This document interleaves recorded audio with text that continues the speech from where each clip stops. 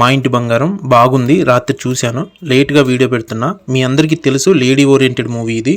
సమంత గారు lead role చేశారు. Nandini Reddy director. Family man సిరీస్ని క్రియేట్ చేసిన one of the creator Raj. He's the story writer of this film. స్టోరీలోకి వెళ్తే, సమంత అండ్ తన హస్బెండ్ పెళ్లి చేసుకుని 3 years తర్వాత వాళ్ళ సొంత ఊరికి వెళ్తారు. అక్కడ సమంత వాళ్ళ హస్బెండ్ వాళ్ళ చెల్లి మ్యారేజ్ ఫంక్షన్ ఒకటి జరుగుతూ ఉంటుంది. వాళ్ళు అక్కడే ఉండి వాళ్ళ చెల్లి మ్యారేజ్ చేసుకొని అదంతా చూసుకొని వెళ్దాం అనుకుంటారు. సమంత వాళ్ళందరికీ నచ్చేలా ఎలా దగ్గర అయ్యింది అనేది ఈ story. This is one side of the story. Samantha ఒక మిస్టీరియస్ క్యారెక్టర్. తన గతం గురించి వాళ్ళ హస్బెండ్కి కూడా చెప్పదు. సో అసలు సమంత ఎవరు అనేది second side of the story. ఫ్యామిలీని కాపాడుకోవడానికి తను ఏం చేసింది అనేది మా ఇంటి బంగారం సినిమా. ఓవరాల్గా సినిమా గురించి పేపర్ మీద అనుకుంటున్నప్పుడు కూడా కొన్ని డౌట్స్ అయితే వస్తూ ఉంటాయి. ఇలాంటి కాన్సెప్ట్స్తో చాలా సినిమాలు వచ్చాయి, ఇందులో కొత్తదనం ఏముంది అని. నా వరకు నాకు ఒక్కటే అనిపించింది, ఆల్రెడీ తెలిసిన విషయాన్ని ఆడియన్స్కి మళ్ళీ మనం ఎలా చెప్తున్నాం అనేది చాలా ఇంపార్టెంట్. సినిమాలో నెక్స్ట్ ఏం జరుగుతుంది అనేది ముందే తెలిసిపోతూ ఉంటుంది, కానీ నువ్వు ఎలా అయితే అనుకుంటావో అలా మాత్రం జరగదు. కొంతవరకు ఆ టెన్షన్ని బిల్డ్ చేయగలిగారు. ఆ విలన్ క్యారెక్టర్ తీసుకునే డిసిషన్స్ మీద సినిమాలో చాలా వరకు సీన్స్ డిపెండ్ అయి ఉంటాయి.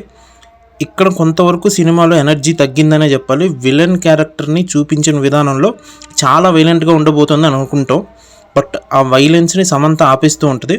సో విలన్ కోర్ ఎమోషన్కి మనం ఎక్కువ కనెక్ట్ అవ్వలేం. సో అండ్ ఆ విలన్ క్యారెక్టర్ని ఎలివేట్ చేసే విధానం కూడా నాకు అంత గ్రిప్పింగ్గా అనిపించలేదు. బ్యాక్గ్రౌండ్ స్కోర్తో లాగేశారు. సినిమా మొత్తం ఎక్కడా కూడా సరైన డెసిషన్ తీసుకోడు. సెకండ్ హాఫ్లో సమంత ఇంట్లోకి వెళ్తాడు, అక్కడ ఒక ఫంక్షన్ జరుగుతూ ఉంటుంది. సినిమా టైమింగ్ పెంచడం కోసం ఆ సీన్ తీసినట్టు ఉంటుంది. ఇంకా పాజిటివ్స్ అయితే సినిమాలో చాలా ఉన్నాయి. సినిమాలో ఎక్కడా కూడా ఓవర్ యాక్టింగ్ లేదు.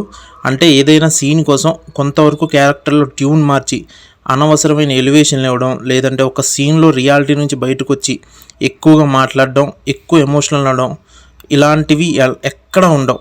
కంప్లీట్లీ క్యారెక్టర్స్ అండ్ ఆ డైలాగ్స్ అన్నీ కూడా రియాలిటీకి చాలా దగ్గరలోనే ఉంటాయి. ఇది చాలా పెద్ద ప్లస్ పాయింట్ ఈ మూవీకి. సో డైరెక్షన్ బాగుంది, స్టోరీ యావరేజ్గానే ఉంది. విలన్ క్యారెక్టర్ ఇంకొంచెం ఇంపార్టెన్స్ ఎక్కువ ఇచ్చి ఉంటే బాగుండేది అనిపించింది. బట్ యాక్షన్ని డ్రామాని సమానంగా బ్లెండ్ చేసి తీసుకెళ్లారు. అది చాలా బాగుంది స్టోరీ రైటింగ్లో. బ్యాక్గ్రౌండ్ స్కోర్ చాలా బాగుంది. సీన్ టు సీన్ ఎలివేషన్కి బాగా వర్క్ అయింది బ్యాక్గ్రౌండ్ స్కోరు. క్యారెక్టర్స్ అందరి పర్ఫార్మెన్స్ బాగుంది. సమంత పర్ఫార్మెన్స్ అయితే ఆసమ్ ఉంది సినిమాలో. అండ్ ఫైనల్లీ సినిమా ఎలా అనిపించింది అని ఒక్క మాటలో చెప్పాలంటే, good film and worth watch in theatres.